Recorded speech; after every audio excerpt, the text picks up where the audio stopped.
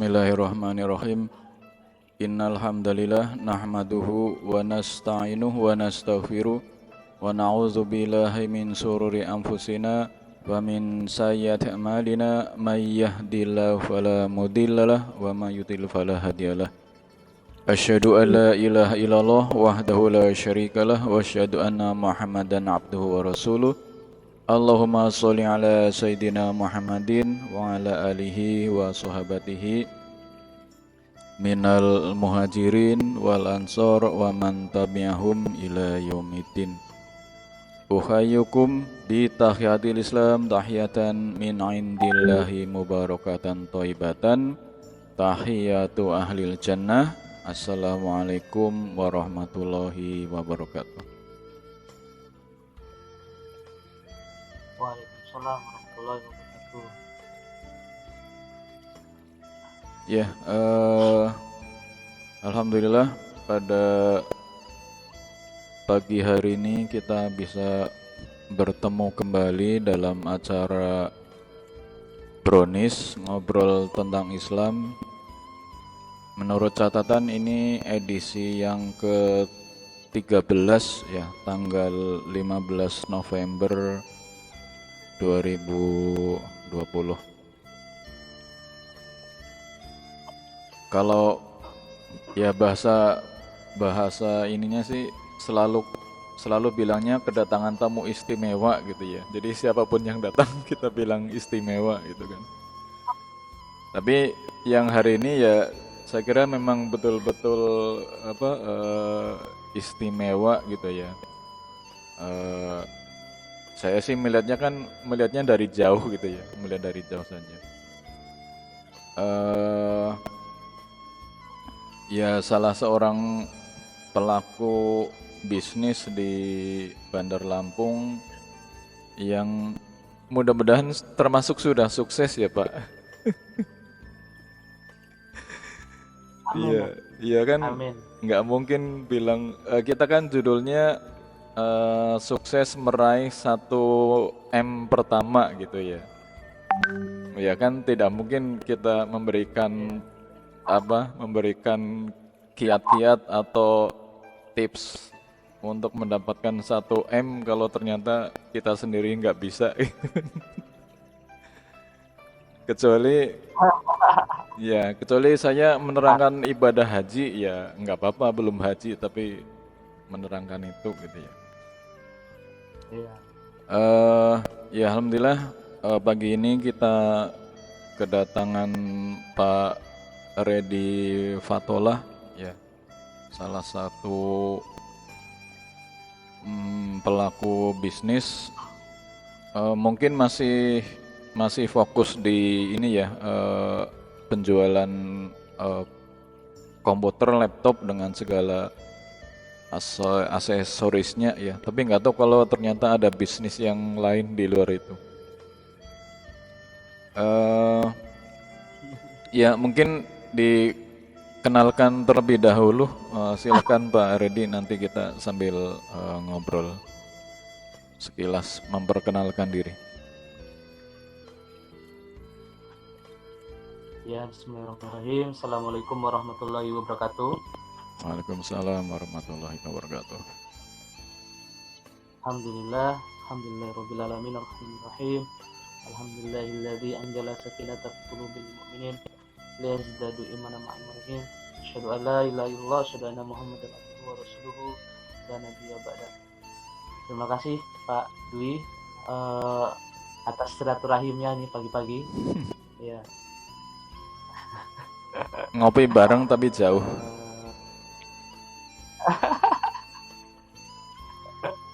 Iya, jadi pagi-pagi sudah dapat silaturahim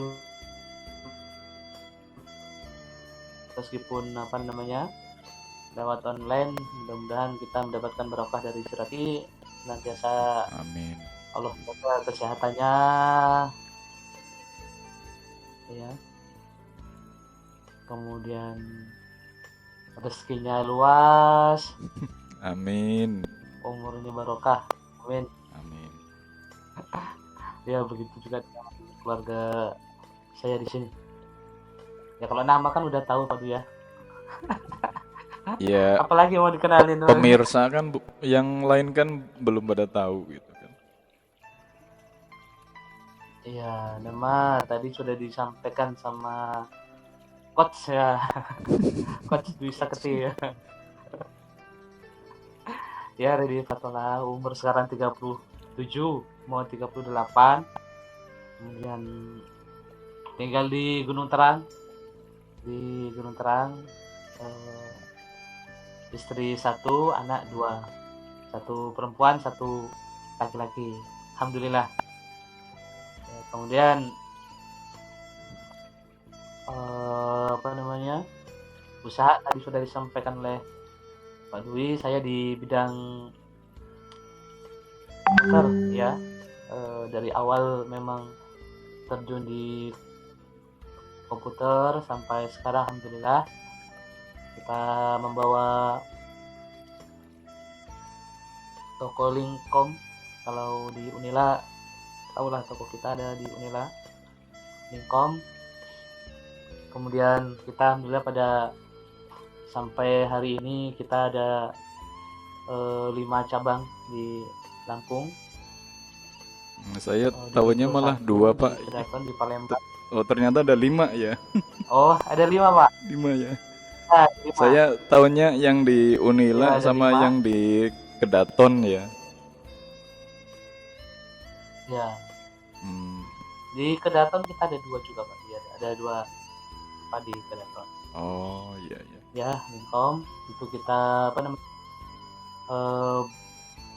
Tagline-nya atau brand yang kita bawa dari Linkom itu rajanya laptop second. Jadi kalau orang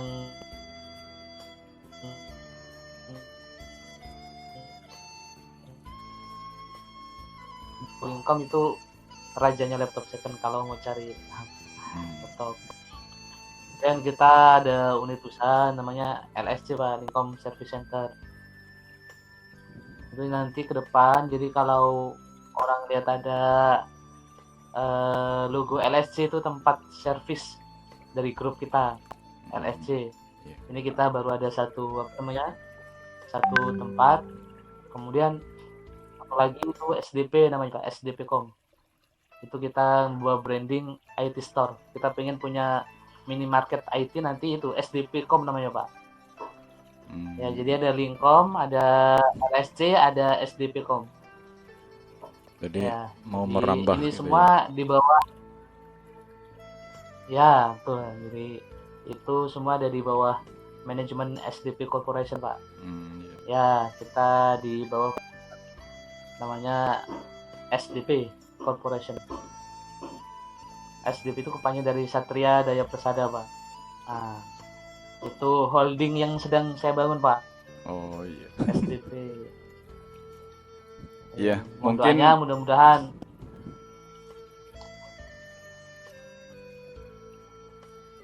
ya, mungkin ini ya Pak Redi, saya baru ingat, mungkin saya pernah tanya ya, tapi saya mungkin lupa. Kan backgroundnya itu kan dari keguruan gitu ya. Ya, kalau melihat latar belakang pendidikannya gitu kan. Terus kok nggak jadi guru gitu?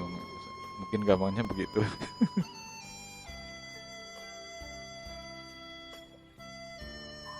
Benar kata Rocky Gerung ini.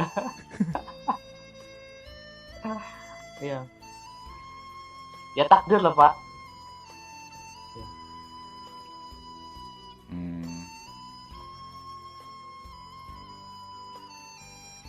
Bentar, ini ada tetangga saya Mas Bagus yang hadir di sini. Jadi kita bertiga Pak Redi. Pak Bagus. Masya Allah, punya tetangga. Ya, jadi tadi ya, tapi ya jangan ini loh, masa langsung bilang takdir ya, nanti semuanya juga takdir gitu Pak. Iya, jadi waktu sejak di kampus dulu kan Pak, sudah apa namanya, waktu belum terlalu tenar laptop, komputer dan seterusnya kan dulu saya suka sewa proyektor Pak di kampus dulu. Jadi waktu jadi mahasiswa itu kerjanya kan nyewa proyektor ya. Jadi ketika ada yang ada yang seminar, ada kita acara antarkan ya. proyektor dan seterusnya. Ya zaman dulu memang itu ya salah Jadi satu. ketika sewa-sewa kan masih jarang Pak dulu ada proyektor itu. Jadi yang kayaknya kan masih pakai OHP ya dulu ya. Iya.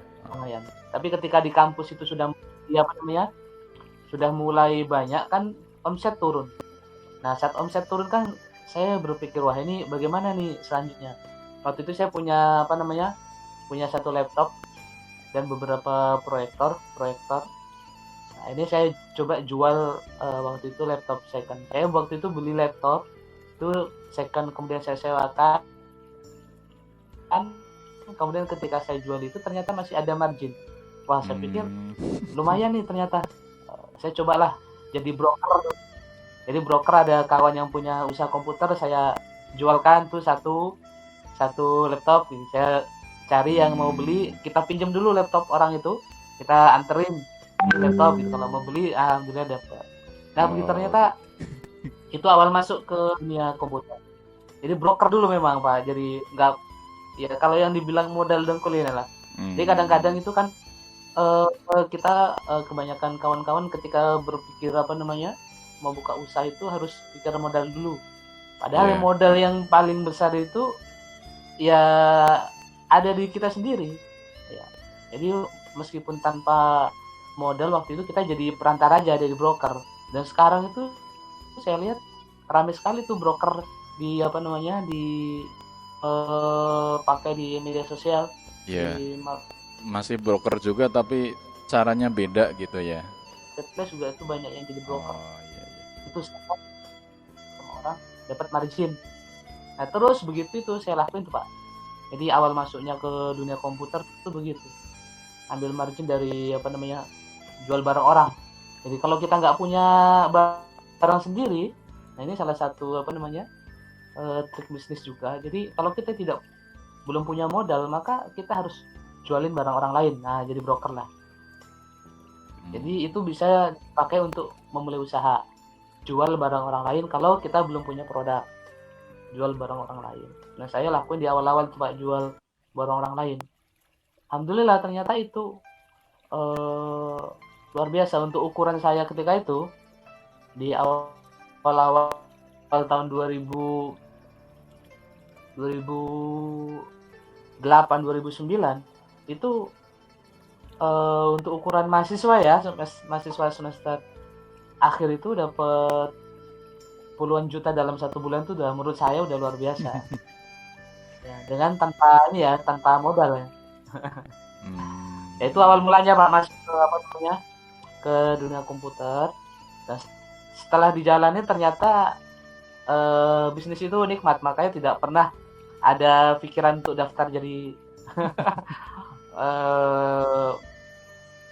karyawan bekerja di daftar PNS gitu, nggak ada dalam pikiran karena udah asik dengan jualan lah, bukan bisnis lah waktu itu.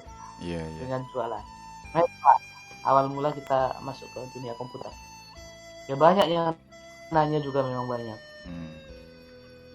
Mas Bagus kalau mau ikut ngobrol aja, nggak usah ini. Kita kan namanya ngobrol ya. Ini udah mulai ya Pak ya? Sudah, tapi belum. Ini direkam aja, direkam nanti di-upload karena belum bisa streaming. Ya, jadi mungkin itu cerita awal mula ya, Pak Redi ini latar belakangnya dari dari FKIP ya, tapi sekarang bisnisnya di dunia komputer. Ya, saya tadi di awal-awal sebelum ini kan kita ngobrol, saya ini termasuk pelanggan setia gitu ya. Jadi saya masih ingat dulu kan belanjanya masih di rumah gitu ya. Belanjanya masih di rumah gitu kan. Kalau sekarang belanjanya kan di toko gitu ya. Cuma Ya, ya. Tapi ini personal gitu ya. Saya kadang-kadang kalau kalau belanja ke toko yang saya tahu pemiliknya itu pinginnya sih ketemu ketemu sama yang punyanya gitu ya. Karena beda ini ya. Jadi misalkan saya ketemu Pak Redi di toko itu kan sambutannya beda gitu ya. Karena kenal gitu kan. Tapi kalau kalau ketemu Ya, sama karyawan yang lain kan ya. ya dianggap konsumen biasa aja gitu. Jadi kayak kan ada Mas Iya, Pur ya di dekat itu kan ada tokonya Mas Pur ya. Ya beda ya sama juga kalau ke sana ketemu Mas Pur itu kan ngobrol gini ya kan. Tapi kalau ketemu dengan karyawannya ya ininya apa biasa aja gitu. ya memang ini ya beberapa hal yang dikeluhkan oleh kawan-kawan yang menjadi apa namanya pelanggan kita dari lama. Jadi ketika ke toko itu kok kayaknya asing gitu kan karena Iya, nggak ya berarti sama ya kalau itu gitu. ya sama Pak gitu bahkan apa namanya ada yang nggak jadi belanja karena nggak ada saya juga banyak banyak ya tapi ya itu Pak jalan yang apa namanya dipilih oleh kami di SDP Corporation kita ini karena kita eh, targetnya kita kan ada di Linkcom ini ada di semua kota besar di Indonesia Pak targetnya ya, yang menjadi misi kami juga jadi gimana Linkcom ada di semua kota besar di Indonesia kemudian LSC itu kalau yang service center itu mulai targetnya nanti ke depan di setiap kecamatan di Bandar Lampung tuh ada Pak outlet kita satu Gitu ya. di satu kecamatan satu di Bandar Lampung kemudian kalau yang apa namanya SCP Kom itu kan kita pengen jadi minimarket IT store itu kita pengen kalau coba kita di Lampung dulu apa namanya ngebesarin satu dulu dan itu juga rencana kita duplikasi juga jadi semakin banyak kita apa namanya ya sekarang aja yang baru 5 juga kita sudah nggak bisa tuh Pak apa nama sejak buka toko di Metro saya juga belum pernah datang ke apa namanya apa ke Metro begitu juga ketika apa namanya buka di Palembang yang Linkcom ini ya sejak buka saya belum pernah apa namanya lihat tokonya yang di Palembang Pak Yang penting jadi store-nya belum jalan pernah terus ya. datang ya penting apa namanya manajemen berjalan kita laporannya bagus jadi Iya. itu apa namanya yang pasti terjadi tuh karena nggak mungkin apa namanya bertemu dengan saya cuman memang saya Iya. pengen apa standar pelayanannya itu sama ke depan pengen kita coba atur terus gitu Iya, Pak iya. Ya, ya kayaknya sekarang kita ke inti inti yang paling penting gitu ya. Bagaimana bagaimana kita berbisnis dan bisa ya mungkin gampangnya jadi orang kaya gitu ya. Kalau kita melihat para sahabat zaman dulu itu kan ya termasuk Rasulullah SAW itu kan orang yang kaya juga gitu kan ya. Ya. Kemudian agak istrinya istri beliau itu kan ya awalnya kan orang yang ya inilah sangat kaya gitu kan, hampir mungkin 2/3 kalau nggak salah itu kan 2/3 tanah di apa di mana di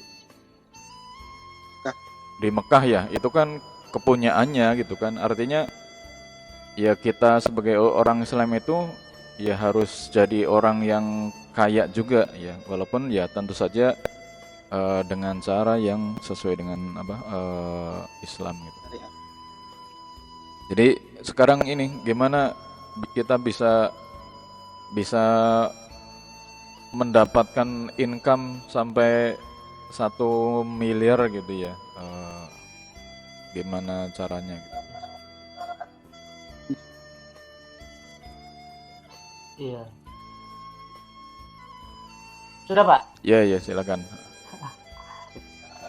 saya memang ada slide nih cuman karena apa namanya Pak Dwi mintanya dadakan jadi belum sempat tuh buat apa namanya slide begitu kalau umpama ada slide.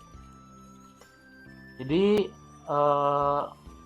kalau orang pengen kaya, saya rasa hampir semua orang pengen ini Pak ya, maulah. Kalau mau nggak kamu kaya, mau ya. Cuman karena salah satu problem di di kita itu hanya berhenti aja sampai dengan mau gitu ya. Mau kaya mau gitu ya. Mau kaya mau ya. Kalau ditanya selalu mau kaya nggak mau ya. Dan kan problemnya hanya berhenti pada kata mau. Karena persoalan terbesar ya, itu ada di dalam mindset kita. Jadi berdasarkan data statistik itu, kalau dari ini data statistik ini dia sifatnya universal. Jadi dari 100%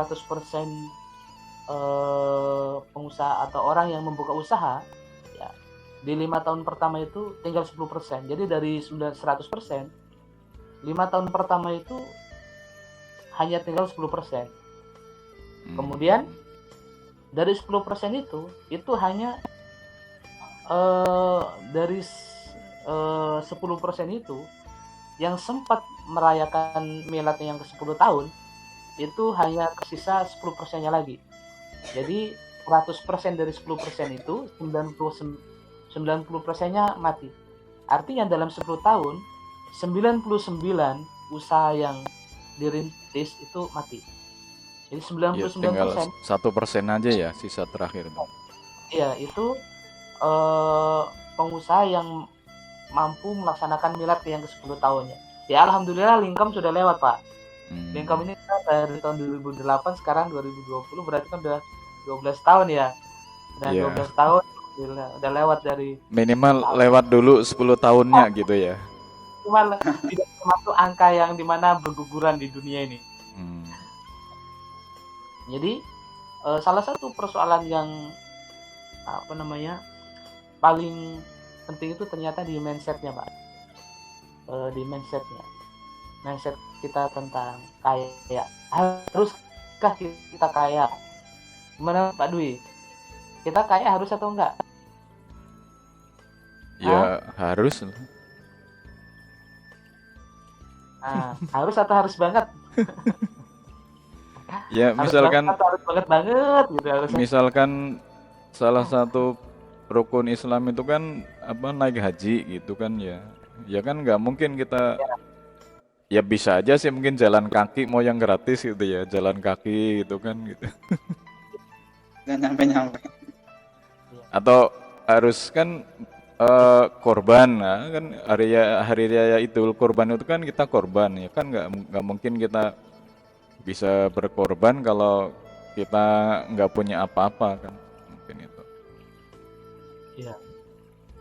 Jadi itu tadi yang pertama memang mulai dari penting sekali dan ini perlu olahraga membenarkan mindset dan membenarkan mindset itu cara berpikir kita tentang uang, tentang kekayaan itu harus benar. Karena kalau kita salah itu karena tidak mungkin sesuatu yang bertentangan itu bisa berhasil. Contoh kalau mindset kita tentang kekayaan belum benar, tidak mungkin kita itu bisa berjalan menuju kekayaan. Kalau mindset kita tentang uang itu belum benar, nggak mungkin kita bisa dapat uang yang banyak. Kenapa? Karena bertentangan. Kalau umpama contoh kita masih mengatakan kalau ngapain sih banyak-banyak uang toh nggak dibawa mati. Bener nggak tuh Mas Bagus? Bener nggak uang nggak dibawa mati? Benar. Iya uangnya nggak dibawa mati memang.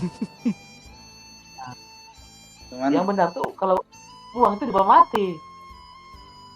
Kalau uang pasti dibawa mati Pak. Kalau kita orang beriman, uang itu dibawa mati. Karena kita ketika punya uang kita sedekahkan kan dibawa mati. Kita infakkan. Ya, bukan uangnya Pak yang dibawa mati, uangnya ditinggal. amalnya. Kalau itu uang dibawa mati Pak dia Pak. Dibawa mati ketika kita sedekahkan, kita sumbangkan. Nah, gimana kita mau sedekah? Gimana kita mau sumbang? Gimana ini kalau kita tidak punya uang? Begitu juga kalau mengatakan ngapain banyak-banyak uang besok juga mati kan? Ngapain kita mencari banyak kekayaan toh juga besok mati. Nah, ini mindset yang keliru. Karena kalau bahkan ketika Rasulullah mengatakan kalaupun besok kiamat tuh suruh menanam pohon kurma, itu kan maknanya artinya meskipun tahu besok kita mati, bagi seorang pengusaha itu wajib tetap mencari harta yang banyak. Ya, terus Kan kalau itu yang pernah saya dengar juga, salah seorang ulama kan mengatakan berbisnislah walaupun kamu sudah kaya. Ya, berbisnislah walaupun kamu sudah kaya. Artinya ya sudah kaya pun ya tetap disarankan untuk berbisnis kan, seperti itu. ya betul Pak. Karena begini, kalau apa namanya, ini tentang juga apa yang pertama tentang mindset juga. Karena kalau kita hanya untuk kebutuhan kita sehari-hari, apa yang kita dapat mungkin cukup untuk makan, untuk apa namanya, pendidikan keluarga dan seterusnya. Anggaplah kalau umpama kita punya penghasilan untuk memenuhi gaya hidup kita sehari-hari, rata-rata umpama kita buatlah standar 10 juta satu bulan. Kalau hanya sekedar memenuhi kebutuhan, udah selesai standar ya gaya hidup. Tapi kalau kita berbicara tentang umat, kebutuhan umat akan dana itu dia unlimited, tidak terbatas. Ketika kita ingin berpolitik, kita perlu dana. Ketika kita ingin apa namanya, mengentaskan kemiskinan, kita perlu dana. Jadi kenapa seorang muslim itu dia harus kaya? Karena kebutuhan apa namanya untuk mendanui umat itu dia unlimited, tidak terbatas. Jadi seberapa banyak pun kita mampu mengumpulkan kekayaan, itu akan selalu habis untuk kepentingan umat. Jadi bagi seorang muslim itu kekayaan itu harus, tapi orang muslim itu dia bukan kekayaan untuk ditumpuk, tetapi untuk didistribusikan lagi. Jadi mengumpulkan kekayaan kemudian distribusikan lagi, bangun sekolahan ini dan seterusnya. Itu juga harus benar. Jadi tidak ada apa namanya pertentangan dalam kepala kita tentang uang. Harus benar dulu bahwasanya saya harus kaya. Saya harus kaya. Jadi tidak ada lagi persoalan ngapain banyak-banyak uang. Karena kalau ada persepsi yang bertentangan di kepala kita tentang uang dan tentang kekayaan, maka itu tidak akan pernah bertemu, tidak akan pernah membawa kita pada kesuksesan. Itu yang pertama Pak. Masalah mindset kita tentang uang, tentang kekayaan itu harus benar.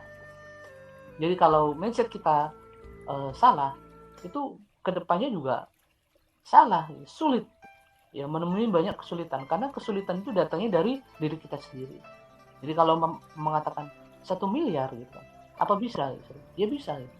Dulu saya menargetkan untuk 1 miliar itu bukan yang baru saya rencanakan kemudian tercapai, tapi sudah saya rencanakan sebelum-sebelumnya. Jadi saya bagaimana 1 miliar itu bisa tercapai, dan alhamdulillah ketika kita fokus pada itu ya tercapai. Allah kasih apa namanya jalan-jalannya untuk tercapai. Nanti ada bagusnya bagi kelas khusus lagi, gimana caranya lebih detailnya itu untuk mendapat itu adalah gitu Pak. Cuman kan waktunya panjang karena saya juga belajar kan berhari-hari itu kalau itu. Jadi adalah bagaimana itu ada ilmunya. Tapi yang penting itu tadi satu, bahwasanya mindset kita itu harus benar. Mindset kita harus benar. Tidak boleh ada pertentangan apa namanya persepsi kita tentang uang, tentang kekayaan. Satu. Kemudian kedua, itu saya sangat apa namanya meyakini sekali kita menggunakan kalau kita pakai inilah apa namanya mazhabnya itu ini Pak, dalam pengembangan bisnis kita itu mazhabnya segitiga BI. Segitiga BI itu kalau ada slide memang bagus dia. Jadi ada yang paling bawah itu ada misi, kemudian ada tim, dan ada leadership. Ada 3 segitiga itu. Dan saya sangat percaya, dan ini dulu juga sebetulnya sudah dilajarkan kalau di apa namanya di kampus itu, di kegiatan-kegiatan organisasi kampus itu selalu memulai dari akhir misi ya. penting juga kita memang kita selalu, dan ini harus selalu ditekankan, bagaimana kita memulai sesuatu dari akhir. Jadi mau seperti apa kita itu penting tuh Pak. Jadi pensiun nanti pengen seperti apa kan? Jadi ketika pensiun tuh pengen seperti apa itu harus digambarkan sekarang. Jadi saya ketika pensiun tuh nanti saya pengen seperti apa? Ketika umur sekian saya pengen seperti apa? Itu betul-betul betul-betul dituliskan. Jadi nanti ketika saya pensiun, saya pengen punya tabungan berapa? Itu harus ditulis Pak. Jadi kita tidak bisa sekedar kemudian mengalir saja, enggak. Jadi kita betul-betul harus direncanakan. Jadi misi kita itu harus betul-betul misi yang direncanakan. Jadi lebih baik kita merencanakan merencanakan kesusahan. Lebih baik kita merencanakan kesusahan daripada nanti tanpa kita rencanakan kesusahan datang pada kita. Lebih baik kita sekarang rencanakan kesusahan kita daripada nanti kita dikasih Allah kesusahan. Mending mana Pak? Lebih baik kita rencanakan kesusahan. Jadi kita rencanakan hidup kita itu meskipun nanti susah, betul nggak Pak? Daripada nanti tanpa kita rencanakan hidup kita, Allah kasih kesusahan. Jadi lebih baik kita rencanakan kesusahan dalam hidup kita untuk mencapai misi-misi kita. Lebih baik kita susah untuk mencapai misi-misi kita daripada nanti Allah kasih kesusahan karena kita tidak merencanakan. Nah, itulah kira-kira. Jadi penting sekali untuk menuliskan bagaimana. Nah, kadang-kadang karena ini kan sebetulnya bahasanya umum ya Pak, yang memang ya umum saja, semua orang mungkin sudah sering dengar. Tapi problem terbesarnya itu adalah dia bergerak. Dia harus karena begini, karena kata Einstein itu kan, jadi sesuatu itu tidak memberikan dampak apapun kecuali dia bergerak, betul nggak Pak? Jadi kenapa ada hukum EMC kuadrat itu? EMC kuadrat. Itu kan, iya, itu kan sesuatu itu tidak memberikan dampak apapun kecuali dia bergerak. Jadi kalaupun kita punya pengetahuan tentang pentingnya misi, dia tidak memberikan dampak apapun kecuali kita bergerak, menuliskan misi, ya kan? Saya pengen saya punya seperti apa, saya punya nanti pensiun seperti apa, menuliskan misi, itu dia sudah bergerak.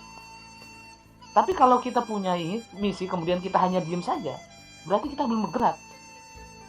Nah, jadi kalau kita sudah punya pemahaman nih, saya bahwasanya misi itu penting, saya ingin pensiun seperti apa, saya pengen punya saldo rekening berapa, nanti di di akhir pensiun, kemudian saya punya tabungan emas berapa gram gitu kan, berapa kilo gitu kan. Nah, itu direncanakan. Minimal kita sudah bergerak, dan itu kalau minimal Allah tuh sudah lihat usaha kita. Allah tuh lihat usaha kita bergerak sedikit, nulis saja. Nah, kan usaha itu. Kan Allah sudah lihat kita ikhtiar. Nanti selanjutnya gimana Allah ngaturkan? Kita sudah tulis detail dan kita sudah sampai visualkan. Kita visualkan misi dalam kehidupan. Tentu misi kita nanti ada bahasanya sendiri Pak. Kalau nanti kita bahas tentang bagaimana membuat misi dalam hidup, itu bagus Pak. Saya kalau diundang di kawan-kawan kampus itu mau nanti Pak. Saya bagaimana semua ini harus memulai dari memiliki misi yang benar seperti apa. Itu memang harus dibuat. Gitu kan?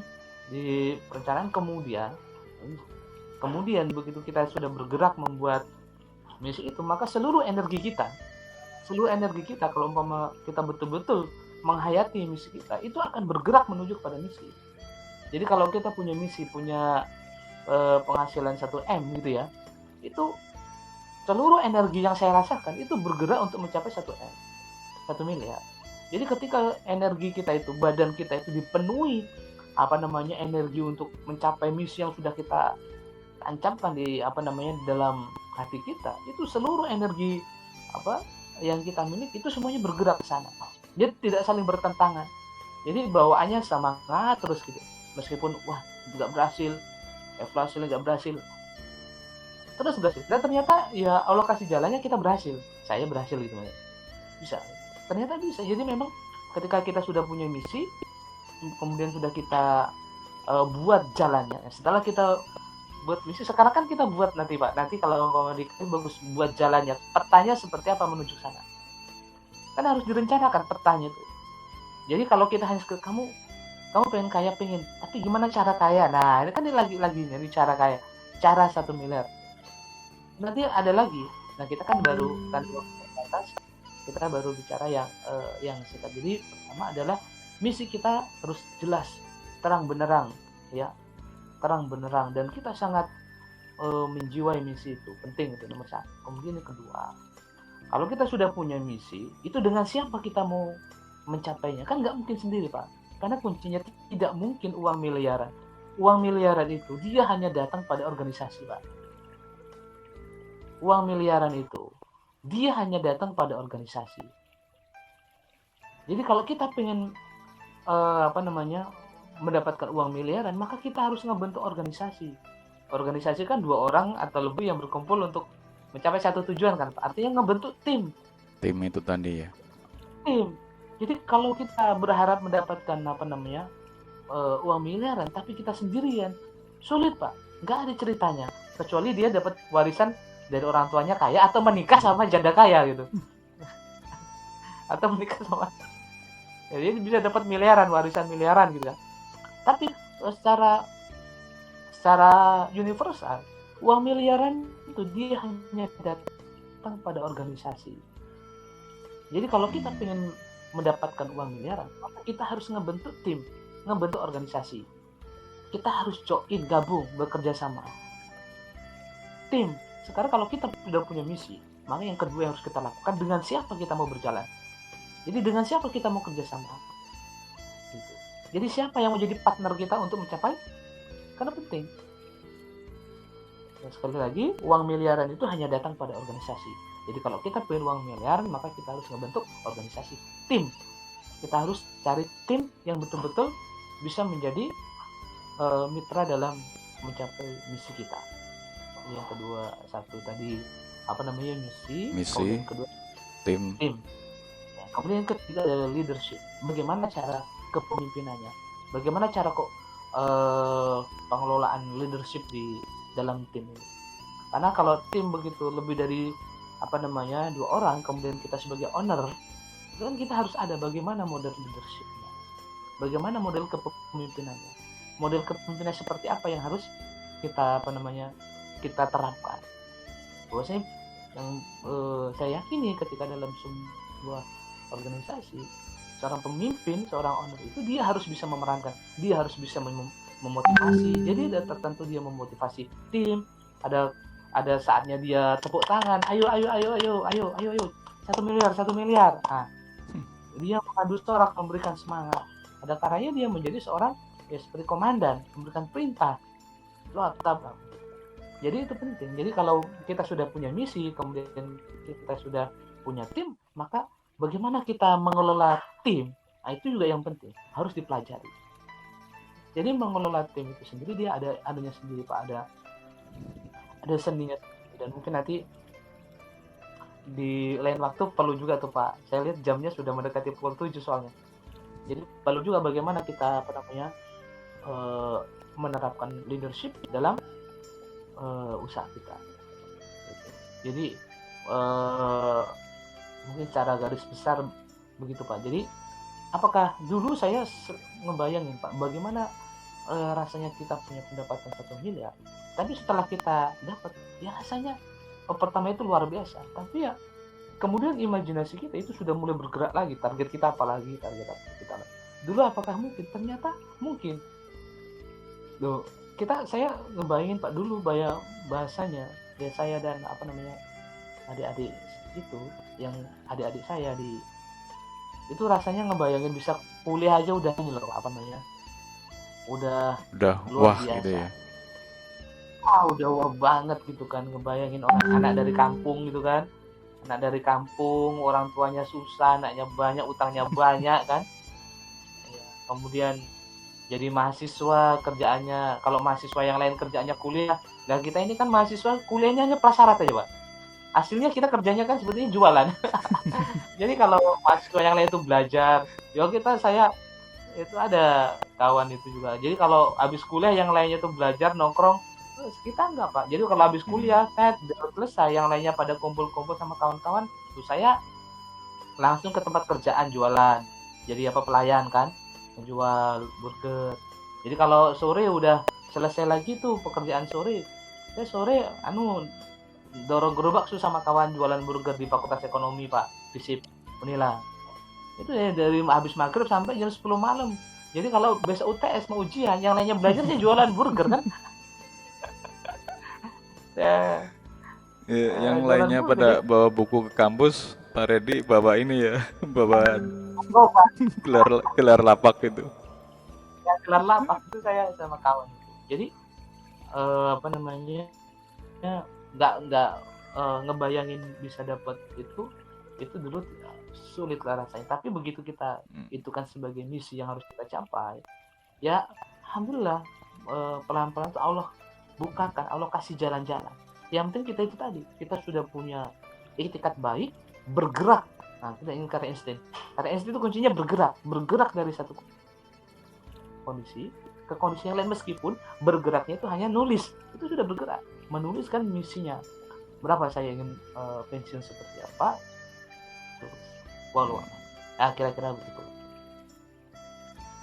Terus ya kan Ya, dalam perjalanannya kan pasti inilah tidak akan mulus kan ya, mungkin banyak kendala dan ya bisa jadi kalau tadi di awal kita sudah punya misi kemudian ketemu kendala, kalau nggak kuat-kuat itu kan kita misinya bisa tidak dilanjutkan gitu ya. Ya, karena waduh kayaknya kok berat amat gitu masalahnya gitu kan. Jadi gimana caranya biar kita termasuk yang bisa bertahan 1% tadi itu? jadi jangan ini juga hal yang harus kita benarkan juga. Jadi jangan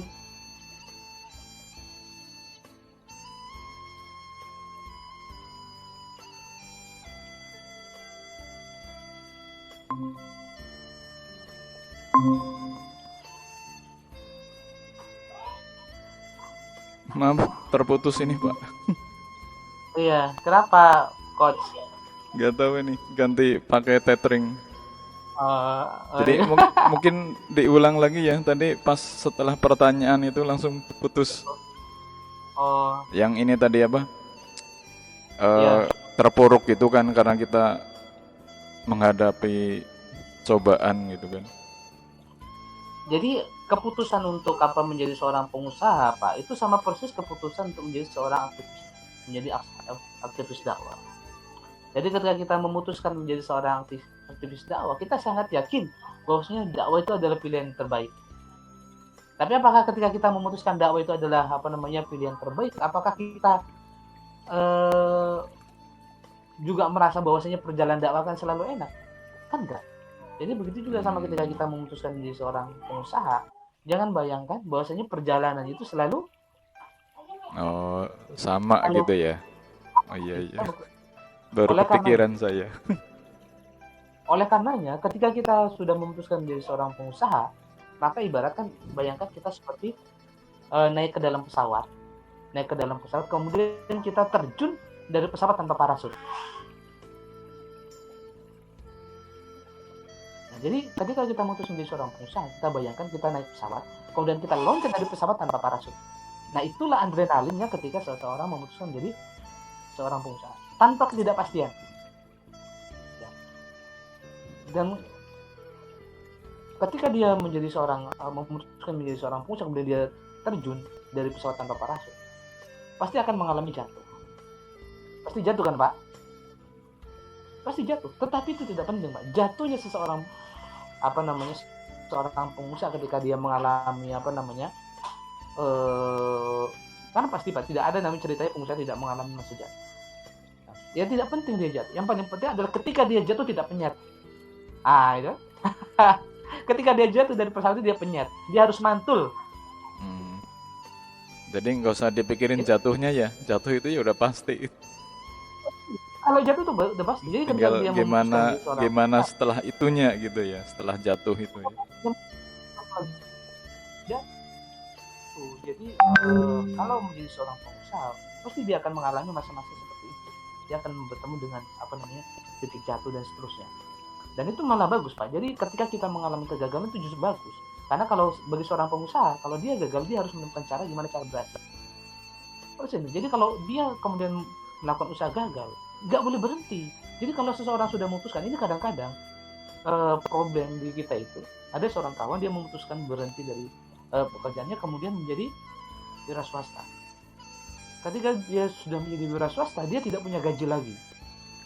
Nah, ketika tidak punya gaji lagi, dia harus mencukupi kehidupan rumah tangganya. Nah, ternyata usaha yang dia bangun tidak seindah yang dia bayangkan. Ya, jadi dia kehilangan penghasilan dan usahanya tidak berhasil. Kemudian dia balik lagi menjadi pekerja. Nah, ini seharusnya kalau dia sudah memutuskan, seharusnya kalau kita sudah memutuskan menjadi seorang wira swasta, menjadi seorang pengusaha, maka kita harus siap menanggung semua resikonya. Jadi ketika dia usahanya gagal, dia seharusnya tidak mundur lagi kemudian dia menjadi bekerja lagi. Seharusnya dia harus mencari cara. Kenapa usaha saya bisa gagal? Pasti ada sesuatu. Kenapa usaha itu usaha tidak berhasil? Pasti ada sesuatu. Dan kita seharusnya mencari solusi terhadap penyebab dari kegagalan kita, bukan dia beralih lagi. Karena keputusan menjadi seorang pengusaha itu udah keputusan yang benar, udah keputusan betul. Ya, kalau kita gagal, mengalami kegagalan, yang harus kita lakukan adalah mencari solusi kenapa kita gagal. Jadi kalau kita jualan pena, kita membeli satu lusin pena. Kemudian ketika kita jual tidak laku, gagal, dia punya uang modal satu-satunya 100.000, dia belikan pensil untuk dijual. Setelah dia beli uang itu untuk beli pensil, dia jual ternyata tidak laku. Seharusnya sebagai seorang swasta itu mikir, kenapa saya jualan pena tidak laku? Padahal di luar sana orang jualan pena bisa bertonton. Saya beli hanya satu kotak, kok bisa nggak laku? Nah, harusnya kan kita mencari solusi kenapa itu tidak laku. Dan kita harus setia. Jadi kita harus setia dengan jalan usaha yang sudah kita pilih. Namanya kita setia, namanya seperti pengantin, Pak. Kalau kita menyatakan kita setia dalam rumah tangga, ada nggak masalah-masalah dalam rumah tangga? Kan ada. Tapi kalau ada masalah kemudian kita bubaran aja, kan harusnya kan mencari solusi. Nah, begitu. Sama persis. Jadi kalau nanti ada masalah-masalah dalam usaha, itu yang harus dipikirkan adalah bagaimana solusinya. Tidak penting masalah, karena masalah itu pasti ada. Yang penting adalah bagaimana solusinya.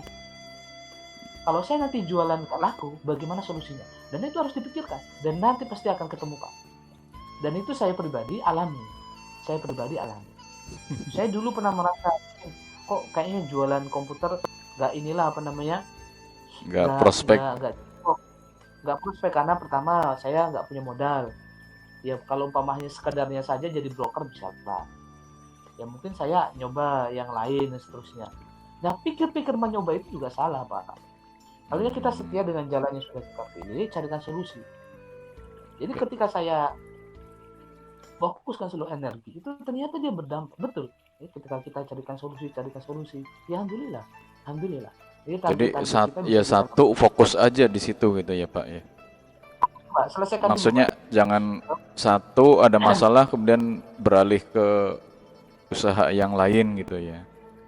Ya, kalau kita hanya sekedar jualan. Kalau kita jualan boleh awal-awal jualan palu gada. Palu gada itu apa lu mau gua ada gitu. Awal-awal nggak apa-apa, Pak, untuk mendapatkan uang nggak apa-apa. Awal-awal.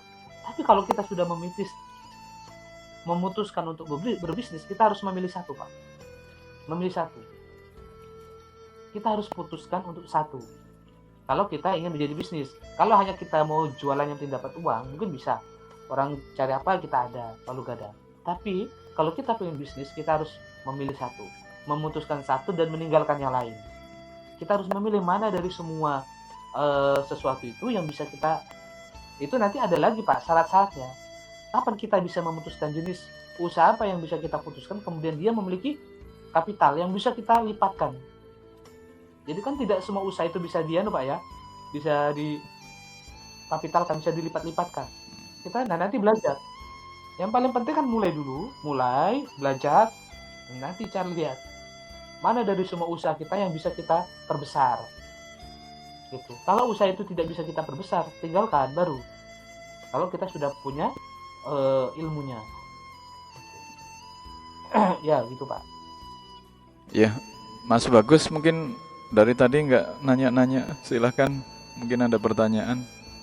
Eh, ini coba mau nanya ya Pak Feby ya. Tadi disinggung soal eh, segitiga gitu, apa kayak piramid gitu ya. Segitiga BI Apa namanya. Segitiga BI. itu kayak level marketing apa bukan sih Pak? Bukan. Bukan. Segitiga BI kan sebetulnya bukan MLM gitu, bukan ya? Bukan. Jadi kita kalau kita bicara dengan tentang cash flow kuadran ya. Jadi sesungguhnya kita itu ada 4 level kuadran. Yang pertama adalah employee, kita sendiri kita bekerja. Pak Dwi bekerja, kita bekerja. Itu kita ada di posisi E ya. Employee dia bekerja. Kemudian ada yang posisi kedua itu S namanya. Self employed atau small business, atau kita jadi profesor, jadi dokter, itu di posisi S. Dia small business. Nah, yang kita itu harus bisa. Umpama kita dari E, posisi kita dari E, dari bekerja, saya orang bekerja, saya dosen, saya guru. Dari E, atau kita dari S, kita sudah punya usaha, atau saya ini seorang dokter atau spesialis, itu ada di S. Nah, bagaimana kita dari yang sifatnya pribadi itu berubah menjadi B? Berubah menjadi B. B itu apa? Big business.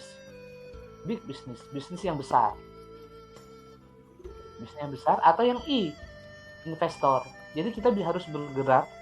Jadi kita tidak boleh berhenti, Pak. Kita hanya ini, tapi kita harus bergerak. Jadi kalau posisi kita sekarang di E atau di S, kita harus bergerak ke B atau ke I, ke big business atau ke investor.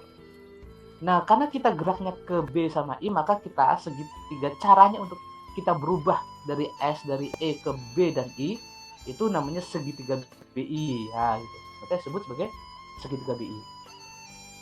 Segitiga BI itu ada ininya, nanti ada dalamnya, ada banyak, Pak. Ada ini kan baru 3, kan ada 8. Ini baru 3 tadi saya sebut. Ada yang pertama adalah misi, yang paling penting adalah misi, yang kedua adalah tim, yang ketiga adalah leadership. Ini adalah pelindung. Nanti ada lagi, apalagi setelah itu, cash flow. Kita harus punya cash flow, harus punya uang. Kita punya tim, kita punya misi, kita punya leadership. Kalau nggak punya uang, buat apa? Betul nggak, Pak? Kita punya usaha, punya toko, tapi kalau nggak punya uang, buat apa? Kita punya karyawan, kalau nggak punya uang, gimana? Nanti ada lagi, belajar kita lagi. Kemudian bagaimana hukumnya, bagaimana cara komunikasi, cara menjualnya. Jadi kita sudah punya ini, bagaimana cara komunikasinya, bagaimana legal hukumnya, dan seterusnya. Nanti baru terakhir itu ada produk, baru kita bicara tentang produk. Jadi kalau kita sudah bisa aman dalam segitiga BI, apapun barang yang dijual tuh nggak jadi masalah, Pak. Oh, Jadi jadi kita mau jualan yang segitiga itu nanti di dalamnya ada ininya lagi ya, ada kontennya lagi ya. ada kontennya lagi. Jadi Oh, iya. apa? Tapi yang pelindungnya itu adalah 3 hal tadi. Iya. Ya.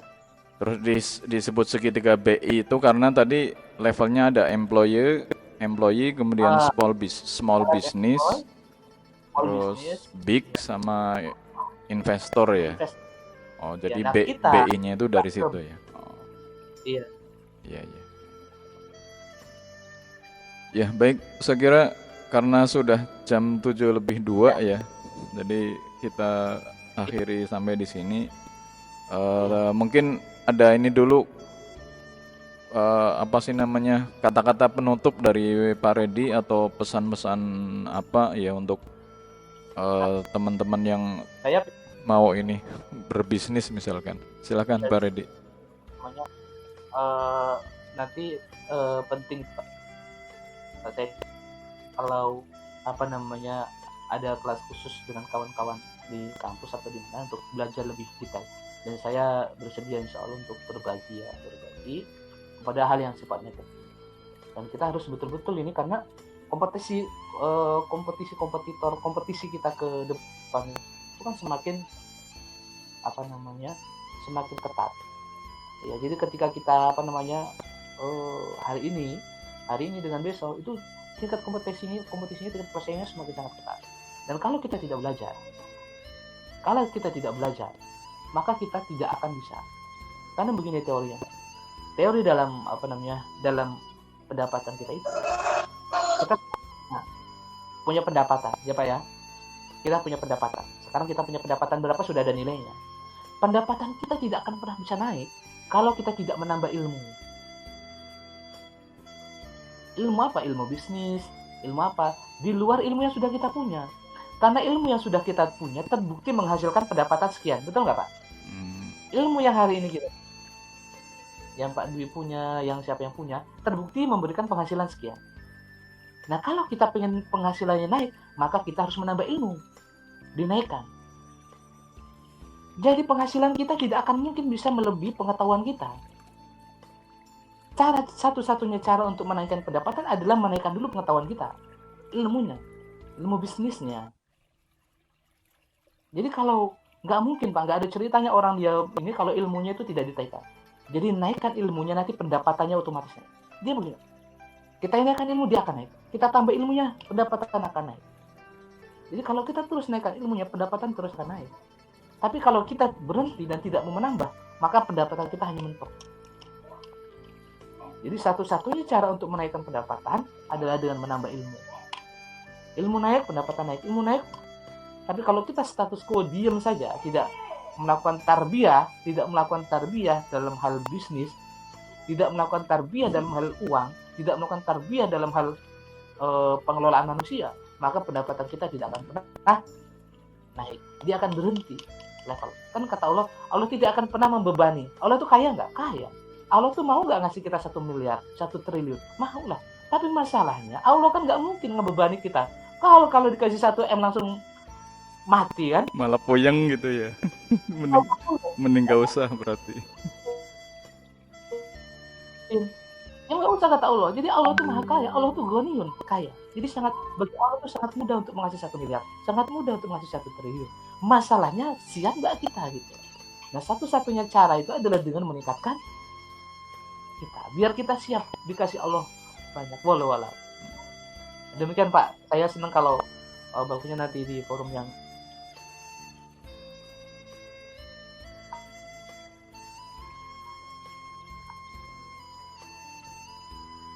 offline lah. Ya, walau Pak. Demikian. Iya. Demikian tadi obrolan kita tentang bisnis ya. Mudah-mudahan bisa memberikan inspirasi kepada anak-anak muda ya. Kalau mau berguru, gimana caranya bisa mendapatkan uang 1 miliar gitu ya. Itu nanti ya kalau nggak ketemu momen ya saya kira nggak keberatan juga ya Pak Reddy kalau ada yang mau ngobrol-ngobrol gitu kan, bisa di ya pokoknya kalau di internet cari namanya Pak Reddy Fatollah ya insya Allah akan ketemu ya.